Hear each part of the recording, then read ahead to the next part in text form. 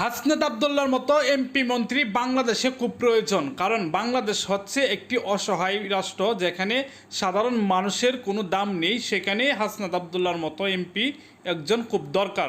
হাসনাত আবদুল্লাহ কি কথাগুলো বলেছে, একটু কথাগুলো শুনুন। আপনি কি আমার মারবেন? আমি কে আপনাকে এমপি গিরি দিয়েছি? আমি কে আপনার কইছে উঠে জানে কই পুলিশ? আমি কি পুলিশ লয়ে আইছি?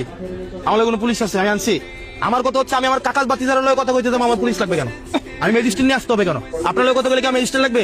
আপনি কি আমার মারবেন? আপনার লগে আমার এই সম্পর্কটা থাকুক। এখন আপনি আমাকে এমন কোন পরিস্থিতিতে ফালাইয়েন না যেটার কারণে আপনার ম্যাজিস্ট্রেট এসে আপনার উপরে যখন জরিমানাটা করে আমার পরিবারে কিন্তু লাগবে গিয়া। আপনার যদি এসে 3000 টাকা জরিমানা করে আপনি বেসিনি কয়টা দিলেন?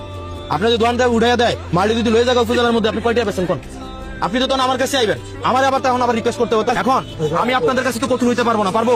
আপনার আমার বাপ ভাই, আমি আপনাদের কাছে অনুরোধ করতে আসছি, কারণ আগামী 3 দিন পরে ম্যাজিস্ট্রেট আসবে, আসে অভিযান চালাবে এবং জরিমানা করবে এবং তুলে দিবে। জরিমানাটা করে আমার পরিবারে কিন্তু লাগবে গিয়া।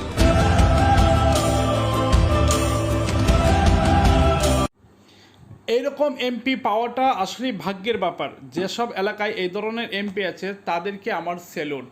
এরকম এমপি আমি চাই বাংলাদেশে প্রত্যেকটা জায়গায় একজন করে হোক, অন্ততপক্ষে একজন করে এমপি হাসনাত আবদুল্লাহর মতো দরকার। আপনারা কি বলেন? অবশ্যই কমেন্ট বক্সে জানিয়ে যাবেন।